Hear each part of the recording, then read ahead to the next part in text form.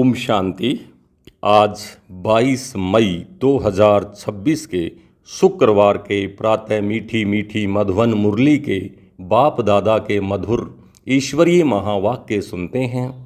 मीठे मीठे प्यारे प्यारे बाप दादा ने कहा, मीठे बच्चे, चैरिटी बिगन्स एट होम। अपने घर से शुरुआत करो, अर्थात जो देवी देवता धर्म के हैं, शिव व देवताओं के पुजारी हैं, उन्हें पहले पहले ज्ञान दो। मीठे बच्चे, चैरिटी बिगेन्स एट होम, अर्थात जो देवी देवता धर्म के हैं, शिव व देवताओं के पुजारी हैं, उन्हें पहले पहले ज्ञान दो। आज का प्रश्न है, बाप का कौन सा कर्तव्य कोई भी मनुष्य नहीं कर सकते हैं और क्यों? बाप का कौन सा कर्तव्य कोई भी मनुष्य नहीं कर सकते हैं और क्यों? उत्तर है, सारे विश्व में शांति स्थापन करने का कर्तव्य एक बाप का है। मनुष्य विश्व में शांति स्थापन नहीं कर सकते क्योंकि सब विकारी हैं। शांति की स्थापना तब हो जब बाप को जाने और पवित्र बने। बाप को न जानने के कारण निधन के बन गए हैं। गीत चला, मरना तेरी गली में, जीना तेरी गली में, अर्थात हर वक्त बाप के संग में रहना। ओम शांति। ओम शांति का अर्थ भी घड़ी घड़ी बताना पड़े, क्योंकि ओम शांति का अर्थ कोई भी नहीं जानते। जैसे घड़ी घड़ी बोलना पड़ता है, मन मना भव, अर्थात बेहद के बाप को याद करो। ओम का अर्थ कह देते हैं, ओम माना भगवान। बाप कहते हैं ओम अर्थात मैं आत्मा, ये मेरा शरीर। परम पिता परमात्मा भी कहते हैं ओम, मैं भी आत्मा हूँ, लेकिन परम धाम में रहने वाला हूँ, परम आत्मा हूँ। तुम आत्माएं जन्म मरण के फेरे में आती हो, मैं नहीं आता हूँ। हाँ, मैं साकार में आता हूँ ज़रूर, तुम बच्चों को सृष्टि के आदि मध्य अंत का सार समझाने। कोई और यह समझा ना सके। अगर निश्चय नहीं तो सारी दुनिया में भटकना चाहिए, ढूंढना चाहिए। और कोई है जो अपना और सृष्टि के आदि मध्य अंत का नॉलेज देता हो? परम पिता परमात्मा के बगैर सृष्टि चक्र के आदि मध्य अंत का राज कोई बता न सके, कोई राजयोग सिखा न सके, पतितों को पावन बना नहीं सके। पहले पहले जो भी देवी देवताओं के पुजारी हैं, उन पर पुरुषार्थ करो समझाने का।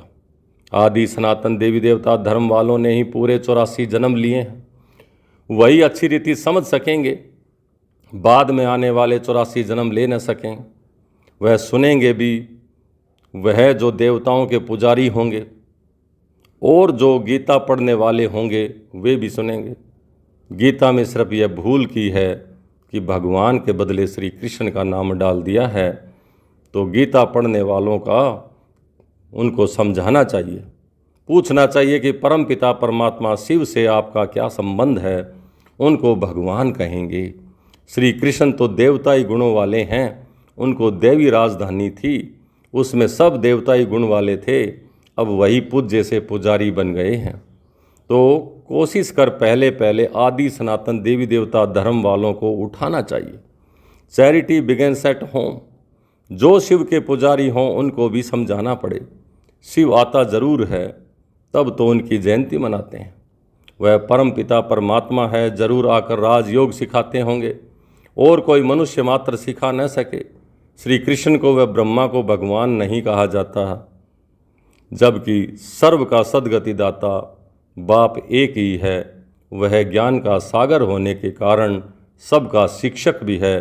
सृष्टि के आदि मध्य अंत की हिस्ट्री ज्योग्राफी दूसरा कोई जानता नहीं है।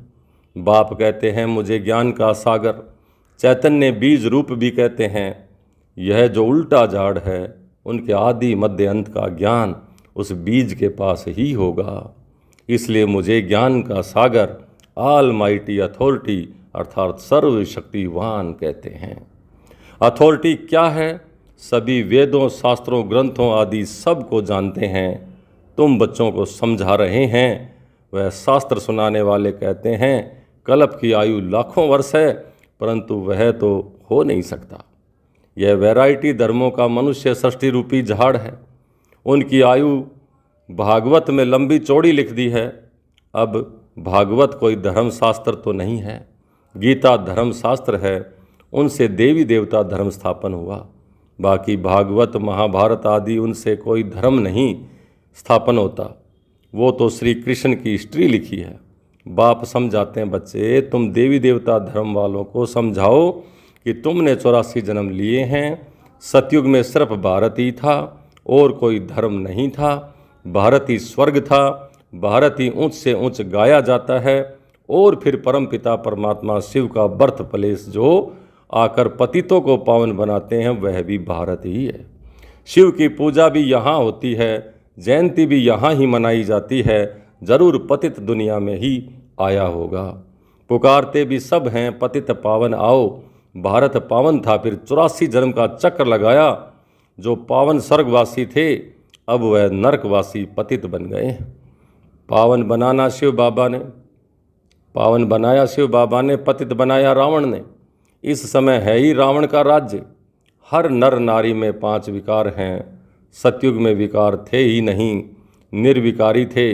अब पतित हैं तब तो बुलाते हैं कि आओ आकर हमको फिर से पावन बनाओ। सतयुग में हम 100 पावन थे, 21 जन्म राम राज्य में थे। अब तो है ही रावण राज्य, सब विकारी हैं। बाप कहते हैं काम महाशत्रु है, यह आदि मध्य अंत दुख देते हैं। अब इन पर जीत पाए पावन बनो। तुमने जन्म जन्मांतर पाप किए हैं, सबसे तमो प्रधान बने हो। आत्मा में खाद पड़ती गई। पहले तो गोल्डन एज्ड थे, फिर सिल्वर एज्ड, फिर कॉपर एज्ड, फिर आयरन एज्ड। खाद पड़ते पड़ते सीढ़ी उतरते आए। भारत की ही बात है। सतयुग में 8 जन्म, फिर त्रेता में 12 जन्म, फिर वहाँ भारतवासी चंद्रवंशी और फिर बनते हैं वैश्यवंशी। आत्मा इम्प्योर बनती है। बाप कहते हैं मैं आकर कलप कलप भारत को स्वर्ग बनाता हूँ। फिर रावण नरक बनाते हैं। यह ड्रामा बना हुआ है। अब बाप समझाते हैं ज्ञान सागर तो शिव बाबा है ना, ऊंचे से ऊंच शिव है, सबका पूज्य। पहले पहले उनकी पूजा होती है। वह है बेहद का बाप, जरूर उनसे बेहद का वर्षा मिलता है। भारतवासी भूल गए हैं भगवान एक निराकार को कहा जाता है। उनको मनुष्य याद भी करते हैं, ऐसे नहीं कि सब भगवान ही भगवान है। एक तरफ भगवान को याद भी करते हैं, फिर ग्लानि भी करते हैं। एक तरफ कहते हैं सर्वव्यापी है और फिर कहते हैं पतित पावन हाउ। तो बाप आकर ब्रह्मा तन से ब्रह्मा मुख वंशावली ब्राह्मणों को ही समझाते हैं। अभी तुम ब्राह्मण चोटी हो, ब्राह्मणों के ऊपर ठहरा शिव विराट रूप में देवता क्षत्रिय वैश्य शूद्र दिखाते हैं। ब्राह्मणों का नाम ही नहीं, क्योंकि देखते हैं ब्राह्मण तो हैं विकारी, फिर देवताओं से उत्तम कैसे हो सकते हैं। तो बाप समझाते हैं वह भी गाते हैं ब्राह्मण देवी देवताए नमः। एक्यूरेट कोई जानता नहीं है बस कि उन्हों का राज्य कब था, स्वर्ग कहाँ से आया। अब तुम समझते हो बाबा आकर ब्रह्मा द्वारा स्वर्ग की स्थापना करते हैं, शंकर द्वारा नरक का विनाश कराते हैं। महाभारत की लड़ाई भी लगी थी ना, जिससे स्वर्ग के गेट्स खुले थे। गाते हैं परंतु कुछ भी समझते नहीं। यह भी दिखाते हैं कि इस रुद्र ज्ञान यज्ञ से विनाश ज्वाला प्रज्वलित हुई। बरोबर अभी वही पार्ट चल रहा है। 5000 वर्ष पहले भी लड़ाई लगी थी। अब पतित दुनिया विनाश हुई थी। गीता का ज्ञान अब सुनाते हैं। तो कहते हैं 3 सेनाएं थी। यूरोपवासी यादव सेना जिन्होंने साइंस से मूसल इन्वेंट किए, मिसाइल इन्वेंट की। गीता के पूरे 5000 वर्ष हुए। बाप समझाते हैं यह 3 सेनाएं अभी की हैं। गाया हुआ है विनाश काले विपरीत बुद्धि, अर्थात परमपिता परमात्मा से विपरीत बुद्धि हैं।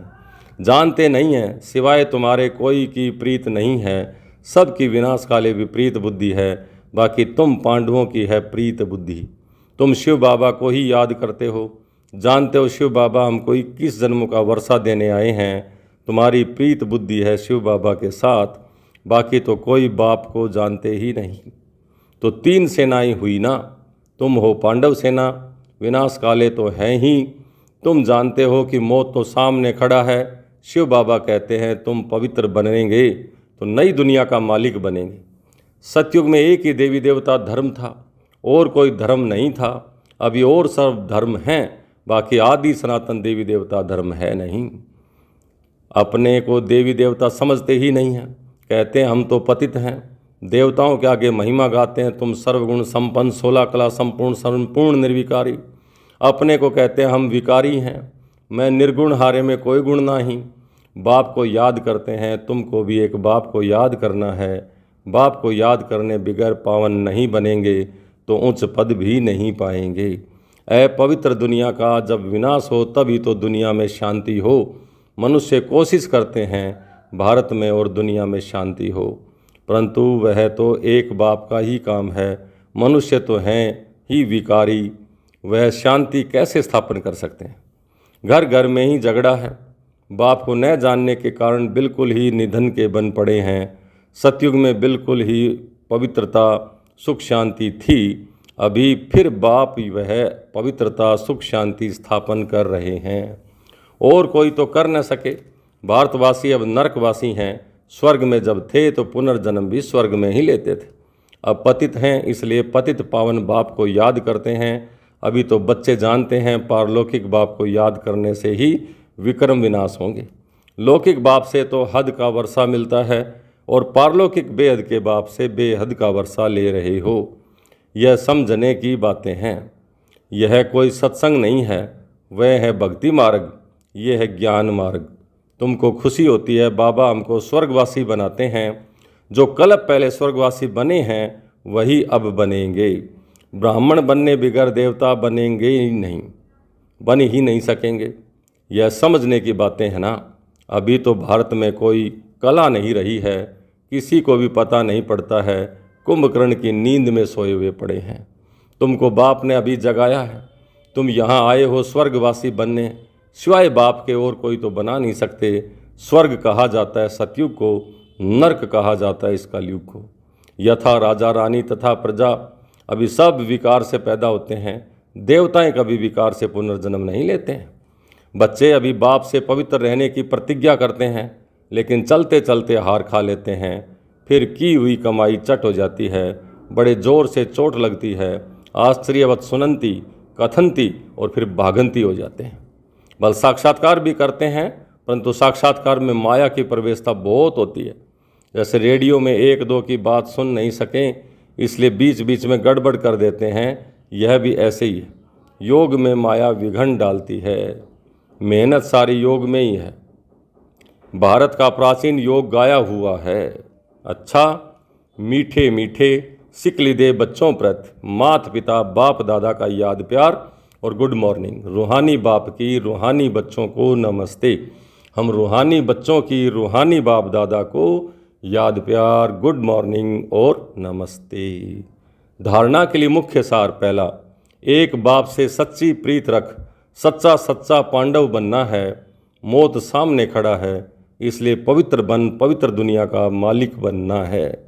दूसरा, काम महाशत्रु है जो आदि मध्यांत दुख देता है, उस पर जीत प्राप्त कर पावन बनना है। याद से विकारों की खाद निकाल, आत्मा को गोल्डन एज्ड बनाना है।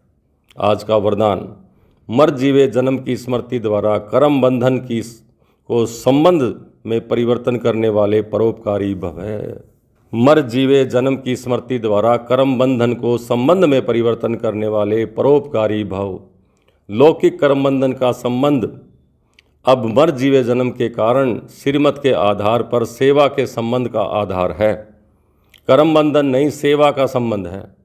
सेवा के संबंध में वैरायटी प्रकार की आत्माओं का ज्ञान धारण कर चलेंगे तो बंधन में तंग नहीं होंगे। लेकिन अति पाप आत्मा, अपकारी आत्मा से भी नफरत व घृणा के बजाय रहम दिल बन तरस की भावना रखते हुए सेवा का संबंध समझकर सेवा करेंगे तो नामी ग्रामी विश्व कल्याणकारी व परोपकारी गाए जाएंगे। आज का स्लोगन, समय व परिस्थिति प्रमाण वैराग्य आया तो यह भी अल्पकाल का वैराग्य है। सदा काल के वैरागी बनो। समय व परिस्थिति प्रमाण वैराग्य आया तो यह भी अल्पकाल का वैराग्य है। सदा काल के वैरागी बनो। ये अव्यक्ति सारे सदा अचल अडोल एक रस स्थिति का अनुभव करो। किसी भी प्रकार का विघ्न व समस्या अथवा भाषा का वार नहीं है, लेकिन खेल के समान अनुभव हो तो खेल समझने से खुशी खुशी पार कर लेंगे और अवस्था भी एक रस रहेगी। लेकिन अगर इसे वार समझेंगे तो घबराएंगे भी और हलचल में भी जाएंगे।